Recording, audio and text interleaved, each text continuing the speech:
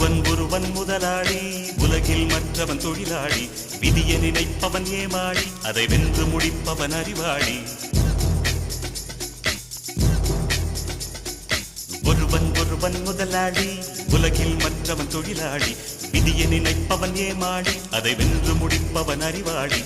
பூமியை வெல்ல ஆயுதம் எதற்கு, பூப்பறிக்க கோடரி எதற்கு, பொன்னோ பொருளோ பொற்களம் எதற்கு, ஆசை துறந்தால் அகிலம் உனக்கு.